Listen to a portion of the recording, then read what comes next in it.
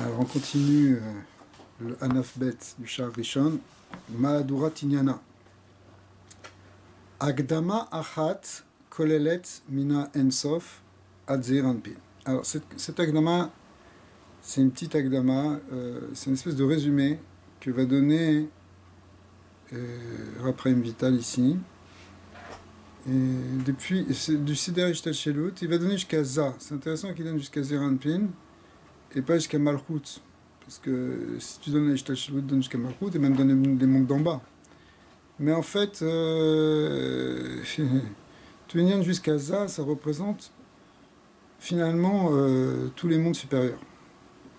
Et à partir de Malchut et Bria et Sirasiya, c'est les mondes inférieurs, en quelque sorte. Bien que Malchut, elle est dans Atzilut, mais c'est le Shoresh des Olamat Tartonim. Donc en fait, si on regarde tout le Inyan quelque part de Shamaïm, ça descend jusqu'à Za. Shamaïm au sens les mondes supérieurs, justement. Da, qui trilat akol, aya kol ametziut or pashut nikra or ensof baruchu velo aya shum halal ve shum avir panui. Au départ, il n'y avait que l'or ensof.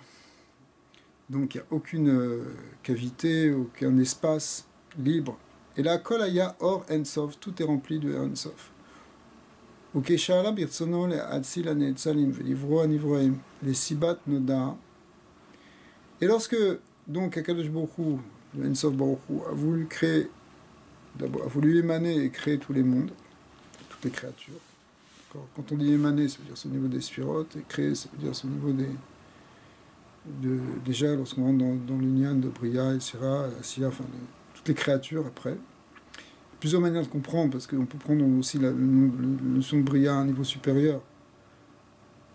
Ce serait, si tu veux, les émanations et les êtres qui sont dedans. Les Netzalim et les Bruim.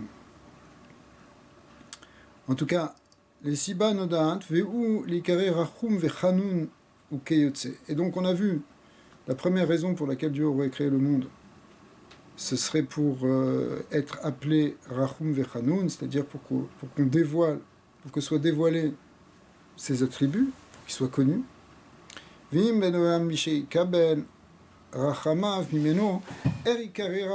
Parce que s'il y a personne qui est là pour recevoir sa bonté, comment est-ce qu'on peut dire qu'il est bon? Donc il faut qu'il y ait des créatures pour que justement cette générosité, cette bonté, cette grandeur, etc. se révèle. Ça c'est vrai en fait pour tous ces attributs, tout. Iné, alors, comme il voulait tout ça, il voulait que le monde soit créé, que les mondes soient émanés et créés, qu'il y ait des créatures, alors, Tzimtzem Atzmo be'emtsa ha'or shelo benekuda ha'merkaz ha'emtsai shel ha'sibot shel ha'svivot ve'atzdadim ve'nishar halal benatay. On avait déjà vu plus ou moins ça. À ce moment-là, il y a un Tzimtzum qui se fait benekuda achat, qui apparaît au milieu de cet espace primordial, bien qu'en fait il n'y ait pas de milieu puisqu'il est totalement infini, donc il n'y a ni plus ni fin ni milieu évidemment. Mais par rapport à ce qui va être ensuite, c'est-à-dire à partir du moment où finalement on peut voir quelque chose, c'est-à-dire au moment de la création, c'est-à-dire au moment du Tzimtzum, ça apparaît comme un centre. Ouais, ça apparaît comme le point central, en fait, de nos points de vue à nous, c'est le point central de sa volonté. En tout cas, ce qu'on comprend dans ce point-là, c'est sa volonté de créer. C'est comme si on pourrait dire, le Tzimtzum représente la concentration dans un point, dans un désir, au sein de son désir infini, la concentration du désir de créer. Et ça nous apparaît comme central pour nous, puisque tout n'existe que parce qu'il y a ce point de vouloir créer.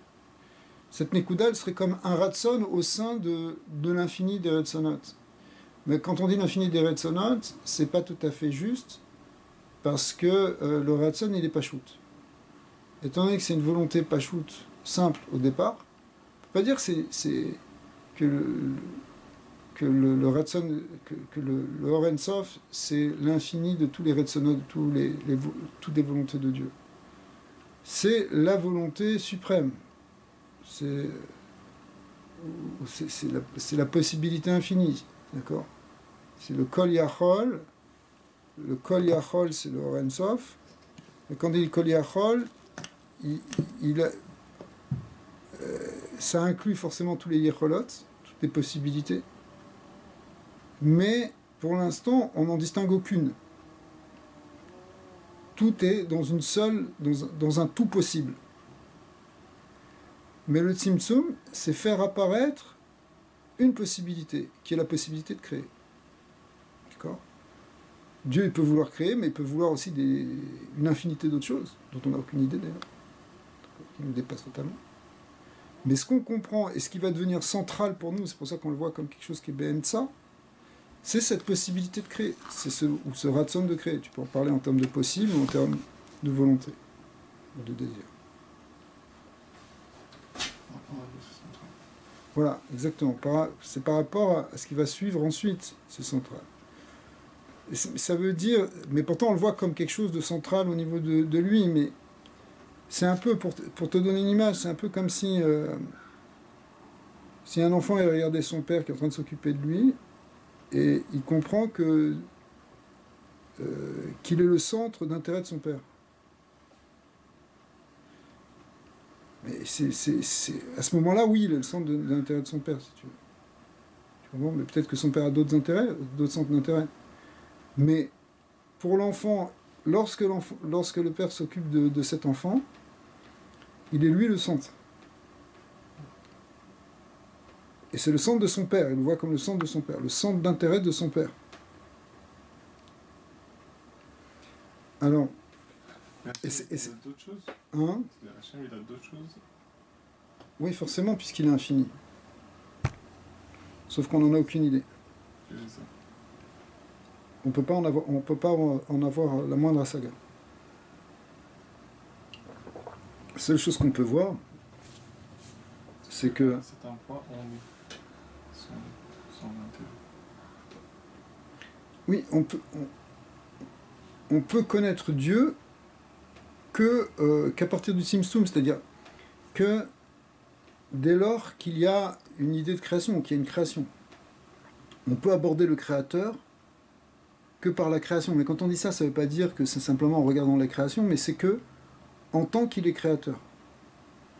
Alors, c'est ça l'idée du Tzimtzum, c'est-à-dire qu'on ne peut pas comprendre ce qu'il y a au-delà du Tzimtzum. C'est le vrai saut quantique, là. Le vrai saut, c'est pas le mot, mais c'est le vrai gap. Au-dessus du Tzimtzum, on ne peut pas comprendre. C'est comme la constante de Planck, voilà. Après, Hachem, il se planque, il se cache. C'est-à-dire, le premier Yesh Mi'ain, la création ex nihilo dans son essence, c'est le Tzimtzum finalement. Comme ça explique le Ramchal. Donc avant, c'est du Aïn pur, on n'a pas d'Asaga. Alors, quand on dit ça, hein, il faut quand même modérer ça. Parce que, finalement, hein, toute cette idée qu'on va le connaître, que Dieu a créé le monde pour qu'on le connaisse, c'est pour que, aussi justement, on ait une certaine asaga, une certaine perception de cette dimension de l'essence divine. C'est ça ce qui est expliqué dans les Mahamarim de Chassidut Chabad. C'est que, pour qu'il y ait justement cette asaga de quelque chose sur lequel il ne peut pas y avoir d'asagot, normalement, eh bien, il va falloir justement passer par le monde d'en bas. C'est-à-dire que le monde d'en bas, finalement, c'est ça son chidouche. Pourquoi on a dit tout le temps que Itava Kadosh Baruch Hu Liotlo dira Betartonim, qui Hachem, il veut habiter dans le monde d'en bas, qu'il devait écouter à ce niveau-là. Mais en fait, c'est parce que de là, il y aurait une possibilité de saisir l'insaisissable. Alors, saisir l'insaisissable, c'est impossible, puisque c'est insaisissable. Alors, il y a un concept qui est marqué dans le Zohar, c'est que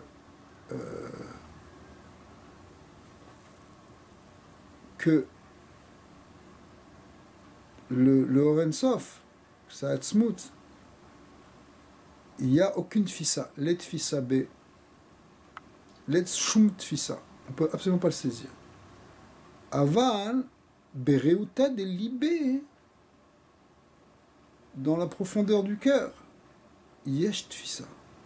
Il y a quelque chose qu'on peut saisir, pas comprendre à un niveau intellectuel, qu'on ne peut pas expliquer par des mots, mais une perception de son essence, ça peut être perçu au niveau du fond du cœur.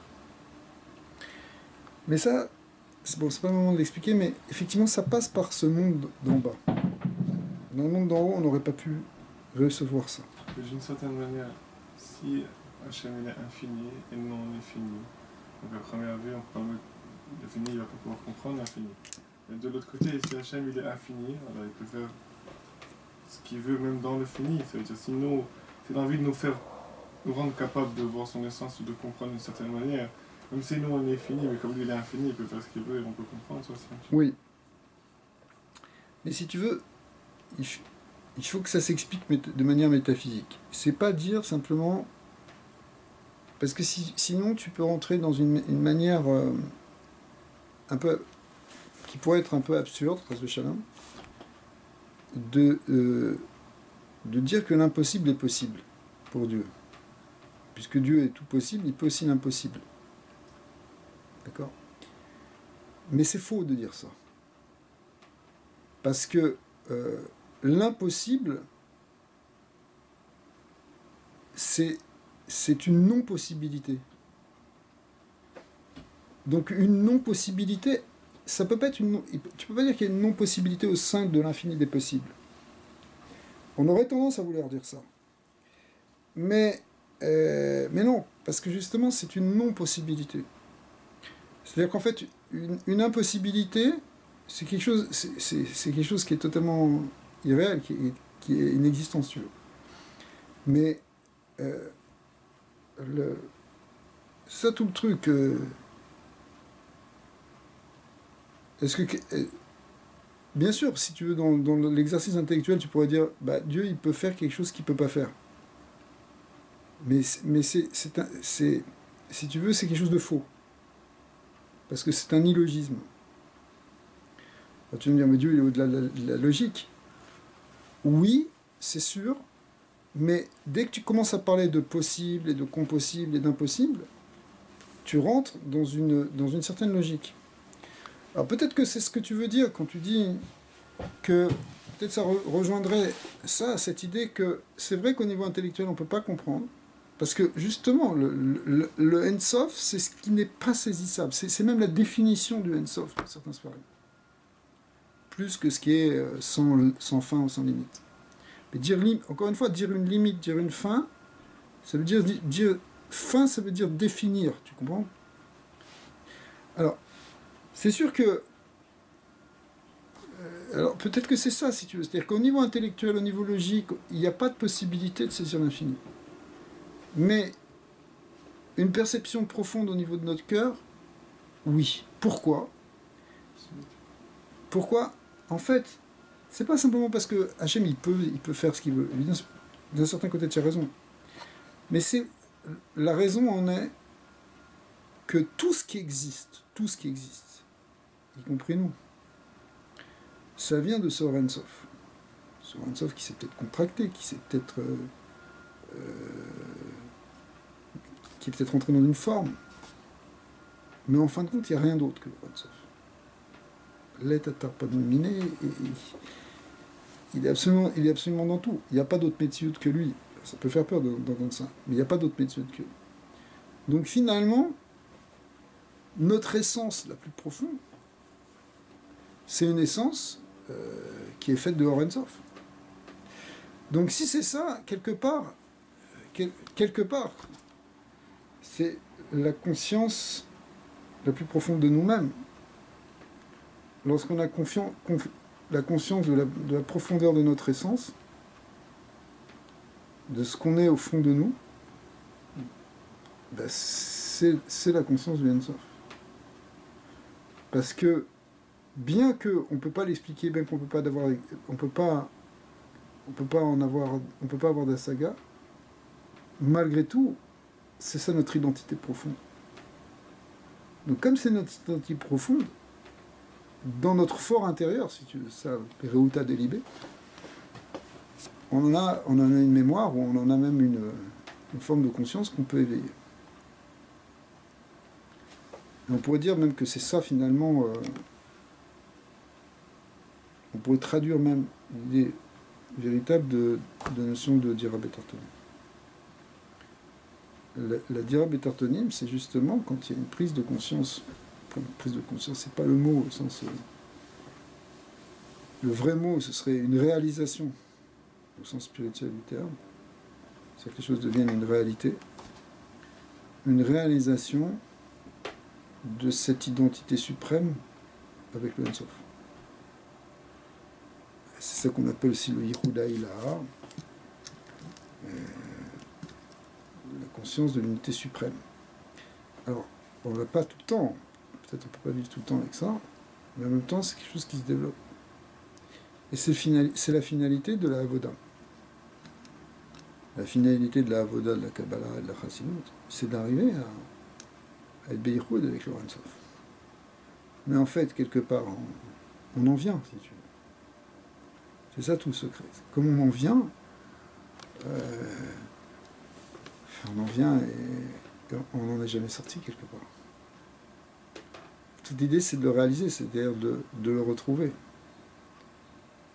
d'en rappeler la mémoire, de réanimer, de réaliser le fait, ce qu'on est réellement. Ouais. Donc, c'est pas parce que Dieu peut faire des choses impossibles, c'est parce que c'est la réalité de toute la métier. Fondamentalement, on fait un avec le Ensof. Alors c'est quelque chose, ok, c'est pas quelque chose que tu peux comprendre et définir par la logique, enfin que tu peux percevoir intellectuellement, mais Bereuta délibé, c'est-à-dire dans les tréfonds de ton être, tu peux réaliser cette notion. C'est-à-dire que le tzadikim qui arrive à faire ça, c'est inconsciemment que ça vient après. C'est-à-dire comment ça marche.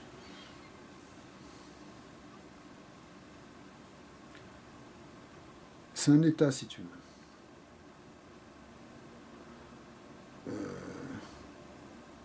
C'est un peu compliqué parce que, à proprement parler, on n'est plus dans l'être. C'est déjà dans le non-être. C'est déjà dans, justement, dans le Ensof, dans le Haïn, si tu veux. Parce que toute la Metsiout, elle est Yesh Me'ain. Ex nihilo. Yesh Me'ain, c'est quelque chose qui vient, non pas du néant, mais qui vient d'un non-être. Il y a de l'être qui vient de quelque chose qui est au-delà de l'être. Puisque c'est Haïn. Haïn, c'est pas l'être. Ça n'est pas. C'est ça, Haïn. Mais ça n'est pas, en fin de compte, c'est ce Ensof, si tu veux. Ça n'est pas, mais c'est tout. Entre guillemets, le terme c'est tout n'est pas tout à fait juste, parce qu'on ne peut pas parler d'existence proprement parler, mais c'est ce qui est dit ici dans un langage Daki Trilat à Kolaya Kolametsiut Or Pashut Venikra Or Ensof. Donc c'est plus ou moins juste les mots, parce qu'on n'a pas de mots pour dire les choses. On va dire toute la Metsiout, elle est que Or Ensof, mais à proprement parler, on ne peut pas en parler en termes de Metsiout, si on veut être précis dans les termes. Dire il y a le Ensof, c'est déjà faux. Parce que la notion de Ensof, il n'y a pas de mots. Le présenter comme une Metsiout, c'est déjà réducteur. Mais on est bien obligé de parler. D'accord ? Mais c'est-à-dire, ça se fait à travers... Donc on est obligé d'utiliser des mots qui ne sont pas tout à fait justes. Ça veut dire c'est ce qui n'est pas... Disons ceux qui arrivent à arriver à cet état-là, c'est pas une annulation totale d'eux pour arriver à presque ne pas être ou c'est... Dans la Voda, il y a une notion de bitul qui est très importante. il n'y a pas que le bitoul. Parce que, si tu veux, il y a le yesh mi'ayin. Donc on est yesh, mais on n'est pas que yesh. Puisqu'on a un yesh qui vient du haïn. Mais ça veut dire que si ce yesh il vient du haïn, fondamentalement il est du haïn.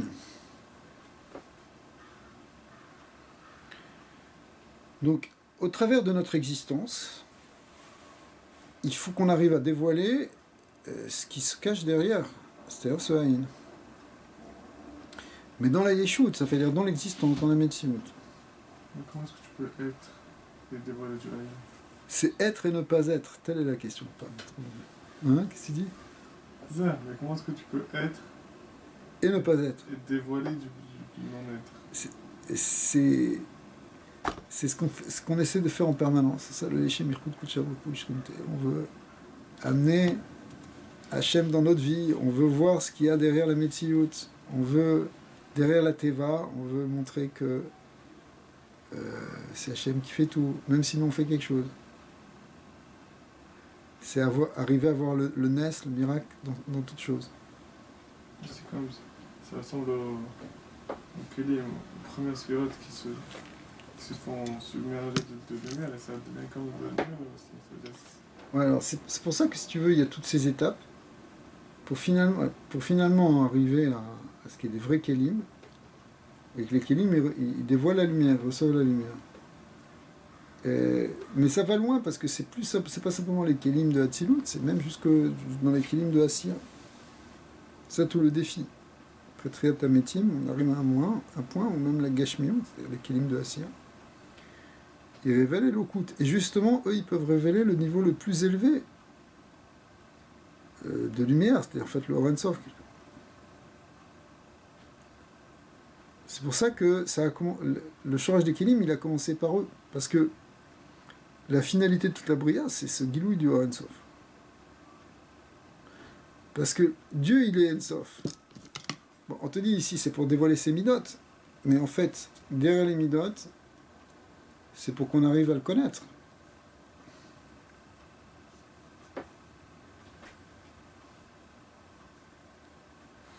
Ok. Alors, donc, viens, on reprend l'histoire du Tzimtzum. Tzimtzum atzmo be'emtza ha'or shelo, ve'nekudat ha'merkaz, ha'emtzai, al ha'svivot, ve'atzdadim, ve'nishar halal benataim. Il reste un espace vacant. Ve'ze hayat tzimtzum rishon shel ha'ma'atzin ha'elyon. Bon, quand on dit Tzimtzum Rishon, c'est le Tzimtzum Rishon, on l'appelle comme ça, mais il y a d'autres endroits où on voit qu'il y a d'autres Tzimtzumim avant. Mais Après Vital considère que c'est celui-là dont il faut parler en premier, en tout cas. Les autres, ils sont un peu cachés, parce que il faudrait pas se tromper. Il faudrait pas se tromper, parce que avant on est tellement dans le Ein-Sof, que commencer à rentrer les sphirotes et rentrer la dualité, ça peut être un bgam dans le Yichud. Bien que, effectivement, il y a toujours un chorage quelque part. C'est un Tzimtzum qui n'amène pas à une création. Non, c'est-à-dire, tout ça, on peut le voir comme des étapes. Même le Tzimtzum d'avant. Mmh. Alors on est là.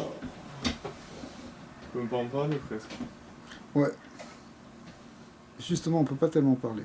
Mais un jour, on en parlera quand même. Ouais.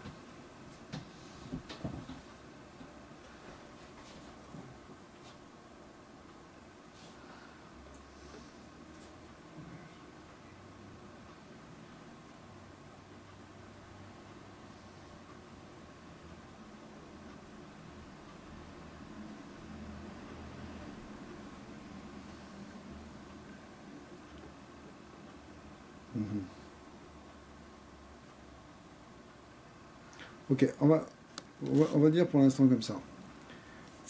Tzimtzum Rishon Shalama Atsil Ha'elyon Veze Amakom Halal Agol Beshave Mikol Zdadin. Donc il était, comme on l'avait vu plus haut, circulaire de tous les côtés. Ach Nimsa Olam Ha'atzilut Vechol Ha'olamot Netunim Tor Igulaze Ve'or Ensof Makifo Beshavi. Jusqu'à ce qu'on voit finalement que tous les Olamot, depuis Hatzilut, etc., ils sont tous à l'intérieur. Et le Or HaSovev, ce qu'on appelle le Or HaSovev, qui est la lumière qui transcende donc ce cercle, qui est au-dessus de ce cercle, qui entoure ce cercle, eh bien, il brille de manière égale pour tous. V'hine kasher tzimtzam, alors, pourquoi? Parce que c'est un cercle. V'hine kasher tzimtzam atzmo, az derer tzad echad min hachalal imshir derer kav echad yashar dak ke'in sinor or echad animshar min ha'ensof. Donc la seconde étape, c'est quoi? C'est la descente du kav qui part d'un point, du cercle. Et puis, ici, le mot qui est employé, c'est le mot tsinor, on en avait parlé hier. C'est quoi le tsinor? Ça veut dire c'est comme un conduit qui va canaliser de la lumière de Ensof. El Torah Halal, à l'intérieur de l'espace vacant, ou Memale Oto, Aval Nishar Makom Panouy, Ben Haor chez Betorah Halal, ou Ben Haor Ensof Amekif et Halal. Mais ça ne va pas jusqu'au bout, donc il va rester un endroit qui va rester panouï, qui va être libre. Shimlavken, Yerzor Adavar, les Kamot Shaya, Veyerzor, Veitraber a Oraze, chez Betor Halal, Imaor Ensof, Kebarishona Yachad. Velken, Lonit Pachet, Venimshara Or Rachav, El Tov, Achala, Rak, Kav, Echad. Alors, c'est pas simplement que ça traverse tout, mais c'est que c'est canalisé par un rayon. Parce que si ça sortait de tous les côtés, si la lumière rentrait à nouveau de tous les côtés, on aurait perdu l'intérêt du Tzimtzum. Tout serait revenu au départ. Donc, au lieu que la lumière revienne de manière par tous les côtés, elle revient simplement par un kav. Et grâce à ce kav, finalement, il y a Or Ensof qui peut descendre et qui va venir parmi les émanations, et c'est ce qui permet, donc ça c'est très important, le kav, il est en fait ce qui permet le contact entre le Ma'atzil et le Netzal. Ça représente donc finalement le lien entre le créateur et le créé, si on peut le dire aussi comme ça. Velo od, et là, afalpi, chez Kol Ha'atzilut Agul, ואינסוף מקיפו מכל צדדיו ושווה. עם כל זה אותו המקום הנשאר דבוק בו ממש ונמשך ממנו ראש הקו הזה נקרא ראש האצילות העליון וכל מה שנמשך ונתפשט למטה נקרא תחתית האצילות. En fait, c'est ça qui va définir ce qu'on a vu avant le haut et le bas. ולכן נמצא שיש בחינת מעלה ומטה באצילות. Et donc finalement, plus tu es proche du Or Ensof HaSovev et plus ça s'appelle le haut, et plus tu en es éloigné, plus ça s'appelle le bas. Parce que sinon, dans l'émanation, on n'aurait pas pu voir ça. Donc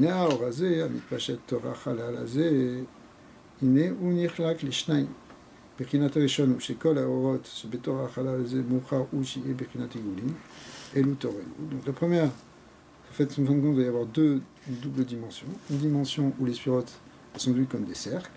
V à Machal, basé Or Sphira Saketer Igul Rishon Betor Igul Ze Igul Achokma ou Keozelze Ad Cheshlum Yud Igulim Shem Yud Sphirot de Hak. Donc on voit les 10, donc dans cette première apparition des sphirotes, cette première dimension des sphirotes, il y a 10 sphirotes circulaires qui sont des cercles concentriques. Le premier cercle le plus élevé c'est celui de Keter, ça descend jusqu'à Malchut de Hak.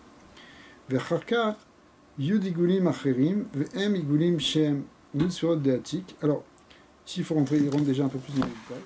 Donc, en fin de compte, c'est pas simplement que tu vas avoir 10 cercles. Tu vas avoir 10 cercles, les 10 premiers cercles correspondent aux 10 séphirotes de Adam Kadmon. Ensuite, il y a le deuxième partsouf qui s'appelle partsouf de Hatik, qui est lui aussi constitué de 10 sphirotes, qui vont 10 sphirotes circulaires et qui sont à l'intérieur.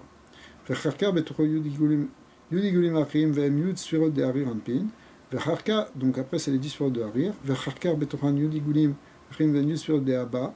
Les 10 sphirotes de Abba, Elu Torelu, Atsium Kol Prate Atsilut Vekol Igul Meelu, Yesh Or Makif, Elav, Kamou, Gamken, Agul, Igul Echad, Kamu. Venimsa, Sheesh, Or Pnimi, Or Makif, Vekulam, Bebechinat, Igulim.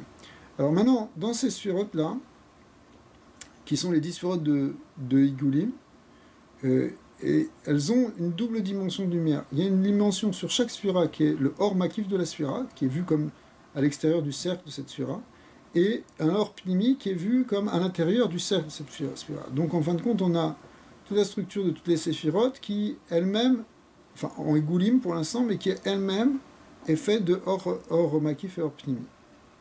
Vabechinat Hasheni, ou qui iné be'emsa kol ha'atzilut, ha'igul hazeh, mitpashet derer kav yashar, bechinat or dugmat ha'igul mamash, rak shiu beyosher.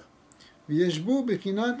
Alors il y a exactement la même chose dans le yosher, dans les droites, ça c'est la deuxième bechina, qui correspondent v'yeshbo bechinat arir ve'ava ve'ima ve'zun, ve'kulam beyosher. Ou biltizu nikrau betorat et adam, batora, et Adam Betzelmo, Betzelem Elohim, qui Moshikatu Vaivra Elohim et Adam Betzelmo Vechoulé, c'est l'image, c'est l'homme qui a été l'image de Dieu. C'est pourquoi? Parce que ces sphirotes, on l'a vu tout à l'heure, on l'a vu plus haut, que en fin de compte, elles sont distribuées sur 3 kavim qui correspondent aux 3 aspects de l'homme. Et donc, c'est pour ça qu'on parle du Tselem Elohim, Tselem, qui est né, Kav Yachar Mitpachet Bederer Kavim, parce que ce Kav Yachar, cette droite, en fait, elle descend sous forme de kavim, d'axe, ou donc de droite, ou kimat kol sfera zohar vatikunim einam edabrim elam beza yoisher kimoshekatu bezat Hashem. Donc on voit, encore une fois, c'est la Madora Titiana, que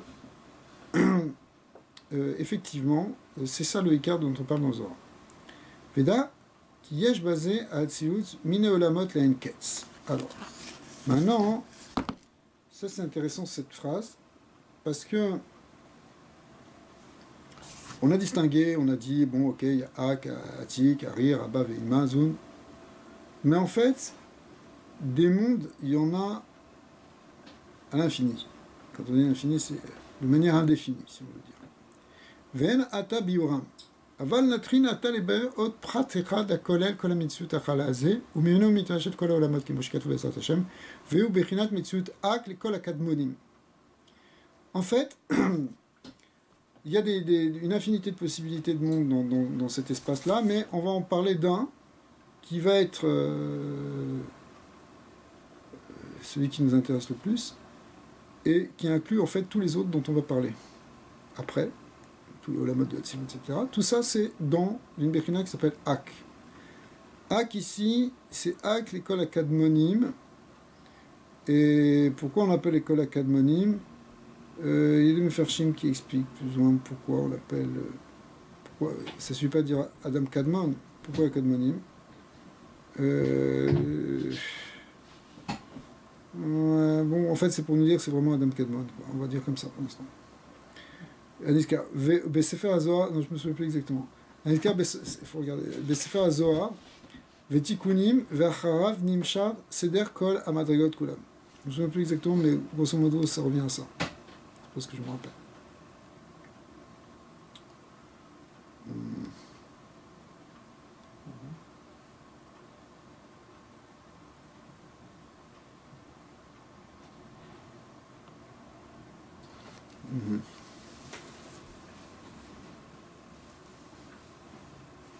Ok. Et comment c'est tout ça? Que ça vient de Ak, c'est une infinité de... Précise ta question. S'il y a une infinité de mondes, et c'est de parler juste de un qui a... Donc, ouais. Comment c'est?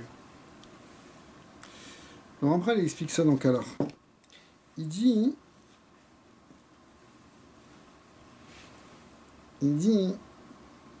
c'est lui qui nous intéresse le plus, parce que Adam Kadmon, c'est la structure du Shem Yudke Vavke.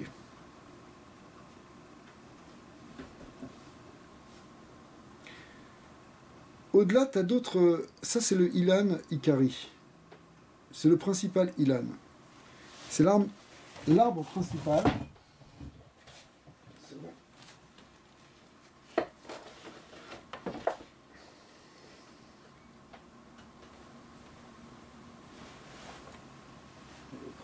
C'est pas grave.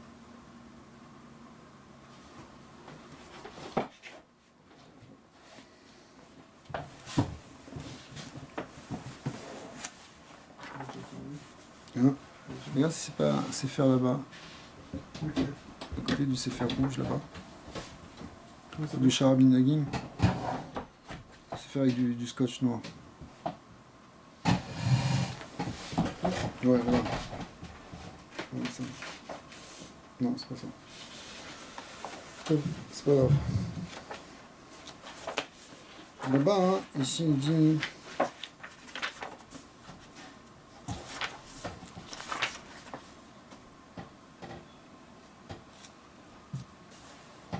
הסדר הראשון שקיבל האור הנאצל, לעמוד בסוד 10 ספירות בבחינת סדר דמות אדם, donc la première structure qui vient après le Tzimtzum, qui permet de faire sortir 10 sphirotes selon ce qu'on appelle le Dmut Adam, c'est-à-dire, on a vu selon ces 3 kavim, ou un Ikra Adam Kadmon. Veu Seder Shel Shem Avaya Baruchu, le Olam ou le Me'olamim. D'accord? En fait, c'est Ak, c'est Yudke Vavke. וזה עניין שכל הסדרים והחוקים כולם נמשכים ובאים תחת סדר 4 אותיות אלה. Parce qu'en fait, toutes les structures et tout ce qu'on va voir dans l'univers, dans tous les univers, dépendra de ce Shem Yudke Vavke. ולפי הסדר הזה, הכל נדרש תמיד בסוד 4 אותיות השם ברוך הוא, et tout va dépendre de ces 4 lettres Yudke Vavke.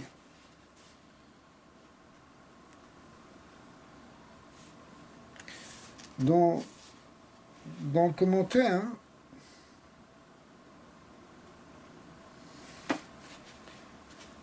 c'est sûr que ça a l'air, voilà, c'est basé ici sur ce Etzraïm ici.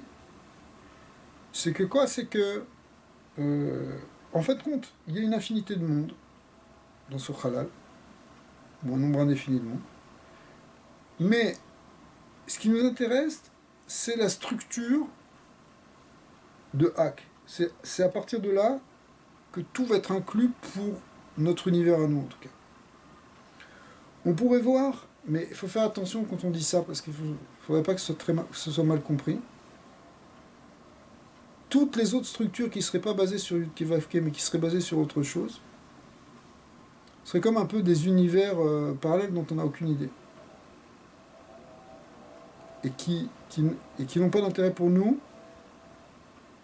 sauf en tant qu'ils sont inclus d'une certaine manière aussi dans Adam Kadmon. Par exemple, il va expliquer dans le Pirouche que, je suis dans le Ramchal, hein, Char Lamed Aleph, dans Kalar Pitre Chokma, il dit que ça c'est le Shem, le Shem Yudke Vavke finalement c'est le Shem, les autres c'est des Kinouïm. Mais les autres, les Kinouïm, comme tu prends par exemple le Shem Adnout, le Shem Elohim, eux aussi ils ont une structure, eux aussi ils ont des arbres. Mais l'arbre central, c'est l'arbre Yudke Vavke qu'on appelle aussi Hak. Et c'est comme si les autres, finalement tous ces autres mondes, sont comme des branches de ce grand monde qui s'appelle Hak. Et donc, eux on les étudie pas en tant que tels, mais on les étudie en tant qu'ils font partie maintenant aussi, quelque part, de Adam Kadmon, parce que parce que tout est dans tout, donc tout est dans Hak aussi. Là, on pourrait donner un exemple mathématique pour éclairer un peu plus ça. C'est comme si on voyait l'univers, on regardait la mathématique de l'univers, et on voit, bon, il y a le monde, il repose, mais toute notre approche de cet univers, ce serait avec des nombres décimaux, on va dire. Bien qu'en réalité, dans la physique moderne, on utilise même des nombres complexes, etc.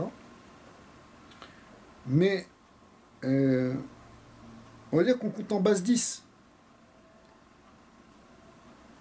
Alors, toutes les autres structures mathématiques qui ne seraient pas en base 10,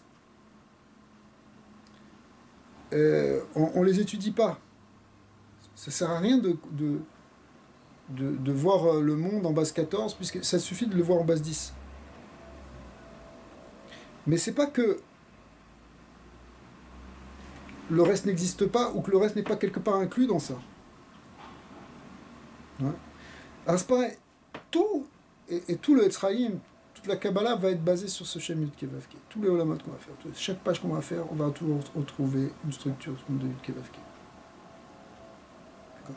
On a déjà parlé, on le voit.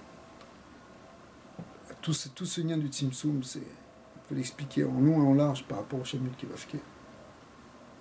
Le Shem Shevu Vachlama, il a écrit un sefer entier énorme pour expliquer tous ces olamad par rapport à Shem Yud Kei Vav Kei, parce que tout le Tzimtzum, il n'arrête pas d'en parler sous forme de... C'est le modèle, en tout cas le modèle de tous les olamad, de toutes les surotes, il est dans ça. Et ça, c'est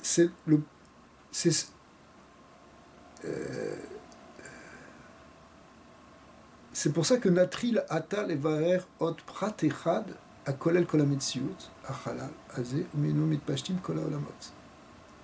Il y a un prat qui s'appelle Adam Kadmon, qui en fait Kolel tout, donc c'est un prat qui est un klal, il inclut tout ce qu'on va étudier. Mais ça suffit de le voir par là. Tu vas pas refaire, tu vas pas réapprendre toutes les mathématiques en base 12 ou en base 13, tu les apprends en base 10, ça inclut tout. Et c'est ta réalité à toi, parce que tu as 10 doigts, parce que tu comprends. Bon, les Anglais comptent en base 12, mais ils ont 12 doigts. Donc ici, on est encore avec les pieds. On compte en base 60 aussi. Ouais, les heures, les minutes, le temps.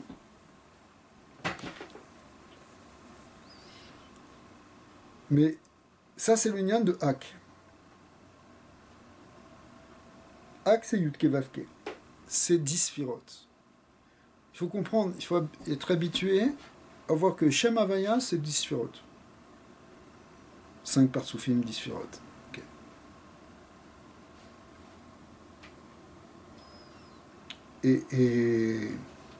Et tout va être... Et toute la réalité, elle dépend de ce modèle-là.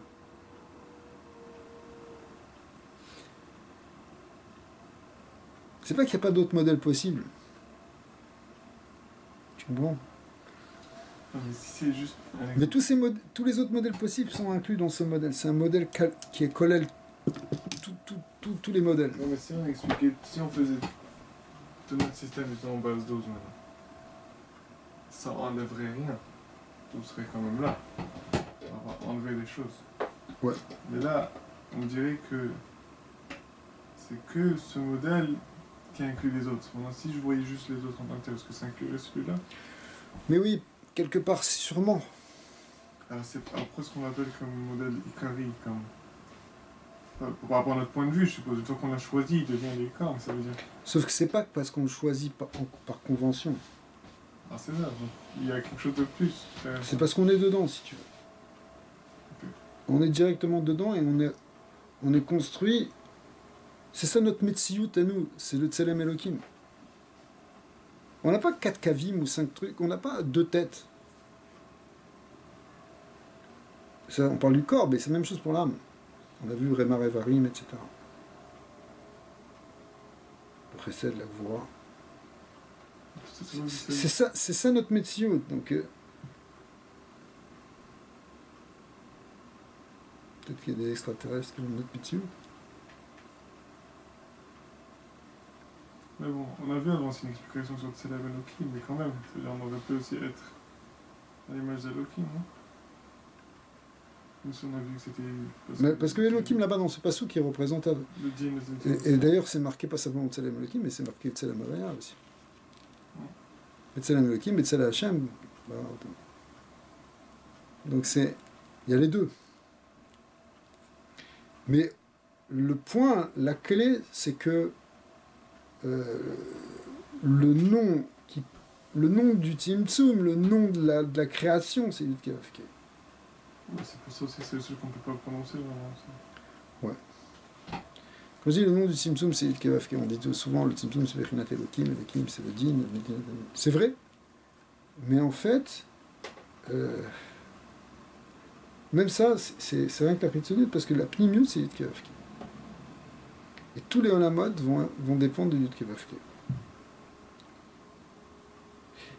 Yud Kei Vav Kei, c'est pas Stam, hein, c'est pas simplement, bon, c'est un nom qu'on a choisi parmi d'autres, ou quoi, on n'a rien choisi.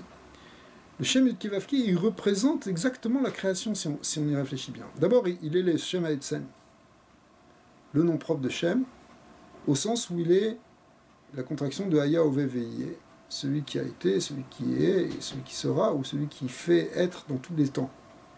Le principe intemporel du temps. Et de l'être.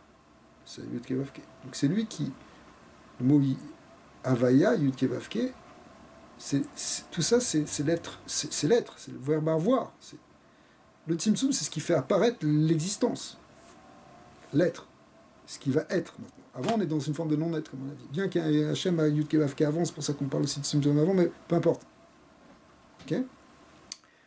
Maintenant, dans la symbolique même des lettres, on a quelque chose qui est fondamental ici. Après, il faut rentrer dans ce que représente le Yud, le Kei, le Vav, qui sont les trois lettres. Parce que le Yud, c'est le point, c'est le Nekuda central, c'est l'origine. C'est comme si le Nekuda du Tzimtzum, le centre, c'est un Yud, c'est marqué comme ça dans certains Sfarim. Et puis ce point, il se transforme en droite, il s'étend, comme on le voit avec le Kav. C'est-à-dire, c'est la notion déjà de... Tu passes de la droite, tu passes du point à la droite, d'accord ? Ça, c'est le Vav. Le Vav, c'est la Hamshacha, c'est le Kav, c'est l'idée de...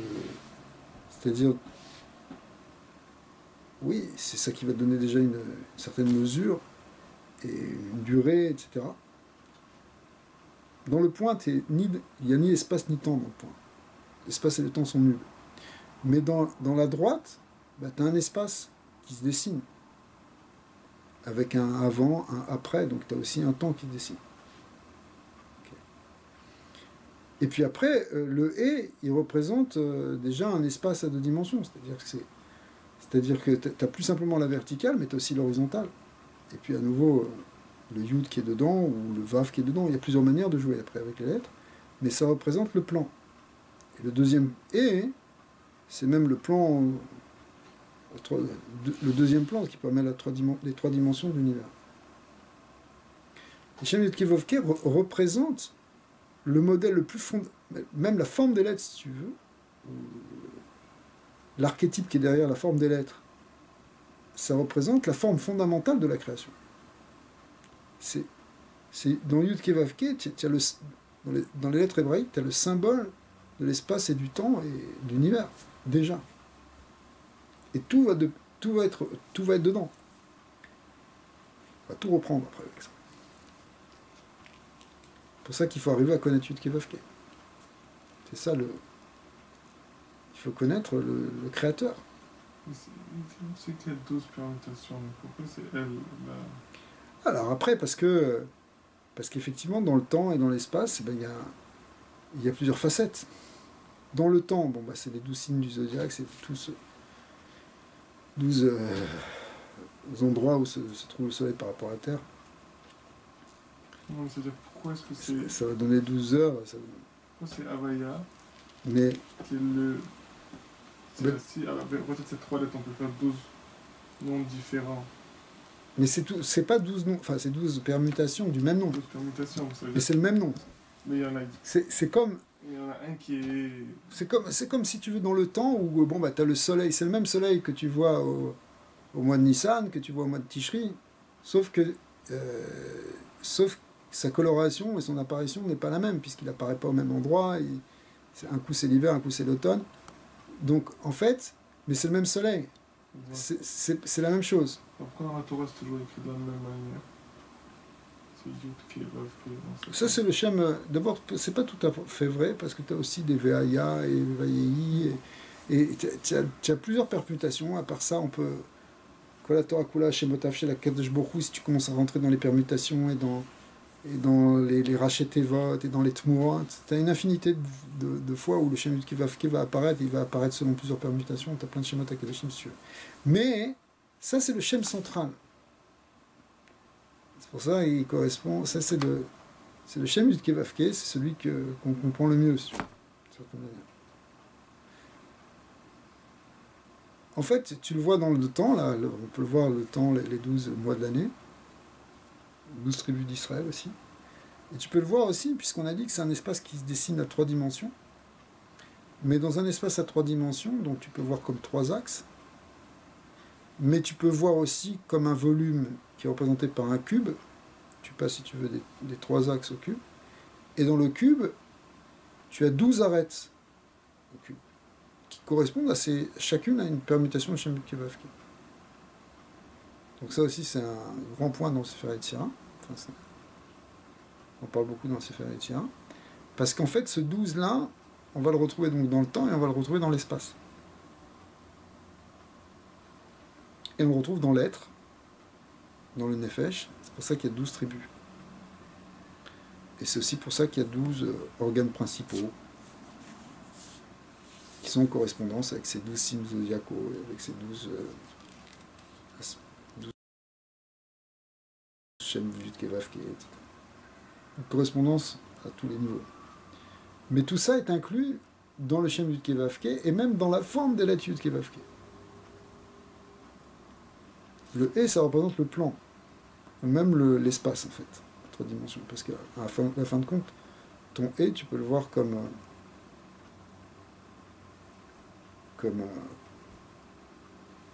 un plan, qui est le Dalet, et puis un 3e axe, qui est le Vav.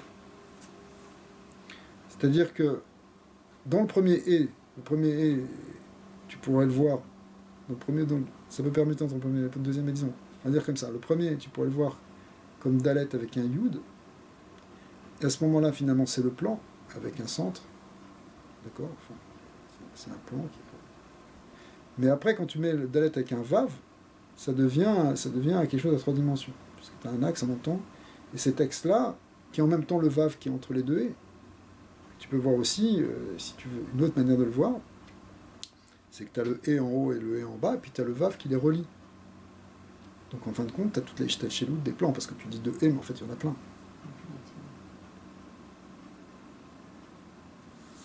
Donc, pour toutes ces raisons, on peut dire que Axe est le Ben, c'est ça. Mais c'est pas qu'on le choisit comme une espèce de modèle qu'on invente, c'est ça qui nous est révélé.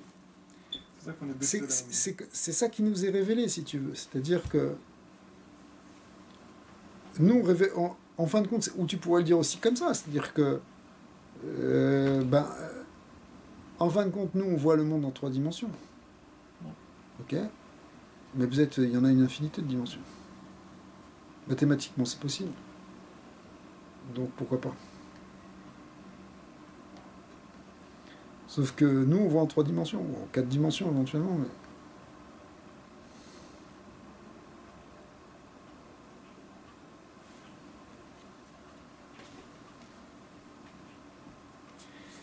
Et c'est sûr qu'il y a toujours un lien, j'entends ce qu'il y a derrière tes questions, c'est qu'il y a un lien entre la connaissance, si tu veux, entre la réalité et la connaissance de la réalité. Parce que la réalité, le réel, l'univers, il est tel qu'on le perçoit de toute façon.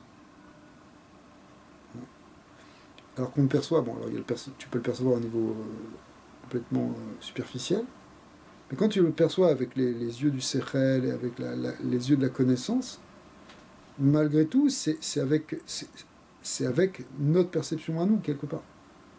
Mais notre perception à nous, elle dépend de notre construction à nous. Comment Dieu nous a fait en même temps. Pas comprendre autrement que par rapport à ce qu'on est.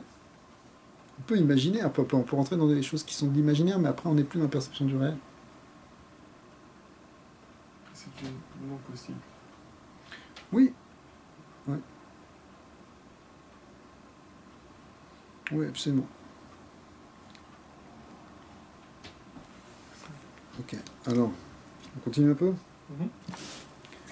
Alors, c'est ce qu'on appelle Bechinat, Metziut, Ak, les Kol HaKodmonim, Aniskar Besefer HaZohar, Vetikunim, Vachar, Nimshar, c'est der Kol HaMadrigot Kulam. Donc, tous les degrés, toutes les Madrigot qui soient, elles dépendent, elles sont dans ce modèle de Dam Kadmon. Alors, Da, c'est-à-dire de Disphirot, de Yud Kedavki. Da qui est basé à Chalal Netzal Ak, les Kol HaKadmonim, Veyesh Bo Metziut Yud Sphirot, Vehem Memalein Kol HaChalal. Alors maintenant, ça va à un point où ça a l'air d'être un peu contradictoire. C'est qu'on voit que ce Ak, c'est lui, il remplit toute la Metziut du Chalal. Nous, on a dit que c'était un prat parmi tout, etc. Mais, en fait, il ne faut pas se limiter, si tu veux, à la vision ici du cercle, au sens simple. On peut le voir maintenant qu'il remplit tout ce Chalal, c'est-à-dire toutes les possibilités d'existence qui sont...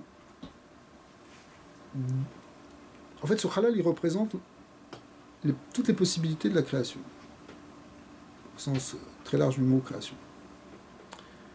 Et bien finalement, Ak, il inclut tout ça. C'est-à-dire qu'il inclut toutes les possibilités. Ah, on a dit qu'il y avait d'autres arbres, il y avait d'autres manières, d'autres... Oui, mais c'est comme si tout est projeté dans ça. C'est comme si... C'est vrai que tu peux compter le monde en base 12 ou en base 13, mais ta base 10, elle inclut tous les calculs déjà. D'accord ? Donc tu peux le voir comme ici Adam Kadmon qui remplit tout. Ouais. Omnaam betrila yatsu yutsfirot derer igul elu torelu ve'acharkar betor igulim nimshar derer yosher ketsiur adam. Alors ici après Vital il te le présente comme deux étapes. D'abord une étape où tu as 10 séphirotes de igul qui vont se former les unes à l'intérieur des autres. Et puis après, hein, la deuxième étape, celle dont on a parlé avant, celle des 10 sphirotes de Yosher. Sauf qu'on va voir un peu plus loin que, bien que ça a l'air d'être une étape après l'autre, en fait, ça va être deux étapes qui vont se chevaucher. Disons, c'est la plupart des Mefarshim vont expliquer comme ça. Parce que c'est pas forcément comme ça qu'il faut expliquer, mais disons qu'après, c'est comme ça qu'il faut le comprendre. וחרקה בתור העיגולים נשען דרר ישר כציור אדם אחד בעורך כל העיגולים. Donc effectivement, hein, le Yosher, on l'a vu comme une Bechina qu'on appelle Adam, et qui va être en ligne, qui va être Béhorer. Ce qu'on appelle Béhorer, ça veut dire selon un axe vertical, et qui va traverser donc en vertical, si tu veux, tous les cercles.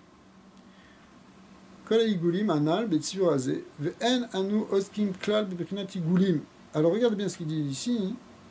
Il dit on ne s'occupe pas du tout de la Bechina de Igulim, Rak Bechina Yosher. C'est pour ça qu'il avait dit que dans le Zohar on n'en parlait presque pas des Igulim. Mais nous finalement, on va s'occuper surtout, il dit même on ne va pas du tout s'occuper du reste, mais on va essentiellement s'occuper des Yosher. Pourquoi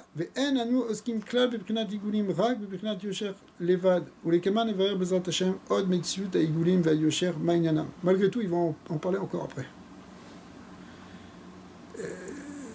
Quand on dit qu'on n'est pas au sec, alors pourquoi tu en parles après? Pas au sec parce que c'est pas, encore une fois, c'est pas là-dessus qu'on concentre la avoda. Il n'y a pas de kavanot dedans, il n'y a pas, tu vois. ולכן מדבר בעזרת השם עוד מציאות העיגולים והיושר מריניינה. והנה, על ידי הצמצום הזה הנ"ל, אשר נעשה האדם הנ"ל, היה בו בחינת עצמות וכלים. Alors, maintenant, le tzimtzum, il a pour force de faire apparaître ce qu'on appelle le shoresh des kelim, plus que les kelim eux-mêmes. Mais du coup, il va y avoir déjà une certaine polarisation entre des kelim et du or, qu'on appelle ici atzmut. Atzmut ve kelim, qui a tzimtzum à or, gorem metziut avayot akelim. Pourquoi? Parce qu'au départ, il n'y avait que du or, le or, elle s'est contractée. Et le fait, cette contraction de la lumière permet de faire exister les kélim. qui m'a chekadou les kaman bezrat Hashem. Ve'en lanu reshut ledaber yoter bemakom gavoa, kaze v'amaskil yavin reshit davar me'achraito. On ne peut pas trop en parler à ce niveau-là. C'est-à-dire, ça va méditer là-dessus. Qui m'a chekadou bezrat Hashem, bedroshim achrim abayim lefanenu. Ve'omnam. Eino keli mamash. Cependant, même quand on parle de keli, au niveau de Adam Kadmon, on dit qu'il y a 10 sphirot avec Kelim et Atzmut. Attention, on ne peut pas vraiment parler de Kelim. C'est trop encore, on est encore trop dans le Ransof, trop proche du Ransof pour parler de Kelim à ce moment. Ouais. Mais, c'est Kereta Ozen, c'est parce qu'il faut bien parler un petit peu. Ve'omnam, eno Kelim mamash. Et là, chez Berera, or, chez Betoiho, nikra Keli. C'est quoi? C'est par rapport au or, il appelait Kelim. Mais c'est un or. C'est comme si c'est deux niveaux d'intensité de lumière. Mais la deuxième le niveau le plus inférieur, qui est en fait une lumière déjà extrêmement forte, mais par rapport au niveau supérieur, il est comme un Keli, si tu veux. Omnam ou Zar ou Ba'ir Betachlit Azikour, en fait ce Keli, il brille d'une manière incroyable. Vers Dakoud, vers Beyrouth, il ne peut pas être plus subtil, plus fin, plus lumineux. Veine Haakaze, Mafriyar Mina Katse El Akatse. Alors ce Hak est les 10 sphères de Yosher. Ouais. Il traverse en fait l'espace d'un bout à l'autre, mina ketse elion ad ketse tarton. Et dans certaines versions, c'est marqué entre parenthèses, pirush velo ad birchlal. C'est-à-dire qu'il ne va pas jusqu'au bout. Il va d'une extrémité à l'autre, mais il ne touche pas l'autre extrémité, comme on a vu, parce qu'il ne fallait pas que ça traverse complètement.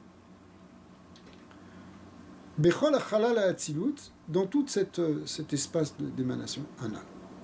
Ou basé à Adam, Nichlanim Koloilamois, et dans ce Adam, dans ce Hak, sont inclus tous les mondes qui vont chez Katou Bezot Hashem. Aval Bebechin Aspnimius Be'atzmuso, Shel Adam Enze Lanu Reshut le Daberbo ou les Taseklan. Mais sur la Atzmut et la Pnimiut, on ne peut pas en parler. On ne peut pas en parler, mais encore une fois, ça rejoint ce qu'on disait au début. Ça ne veut pas dire qu'on ne peut pas en avoir une asaga bereuta de libé, au fond de nous. Omnam, nitasek bedaber, mais maintenant, là on est dans un livre d'études, a priori.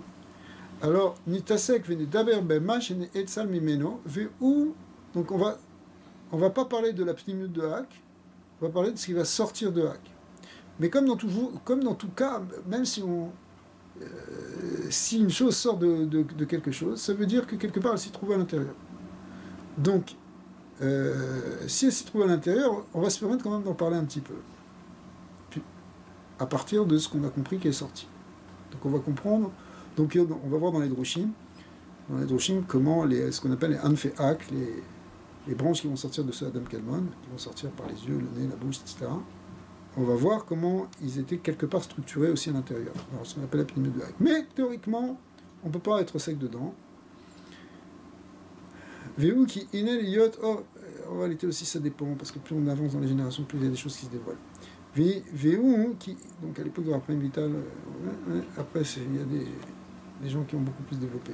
Véou qui inel yot or ensof gadol meod lachen lo ayu yecholim lekabel ki im lo be'emsaut ha'ak azeh afilu mize ha'ak lo ayu yecholim lekablo ki im achar. Donc on ne pourrait pas recevoir le Or Ensof si ça passe pas par Hak. Et encore, il faut encore plein d'autres étapes avec ce qu'on appelle ces branches de Hak qui vont sortir justement derrière Nekavim, vers Chalonot, Shebo, par les orifices et par les fenêtres qui sont dans ce Adam Kadmon, chez M, Ozen, Chotem, P, Enaim, Kemashikat, Bezrat Hashem, qui sont effectivement, on appelle les Rushim, mais pas seulement. Donc ça, c'est des grands Rushim qu'on verra après.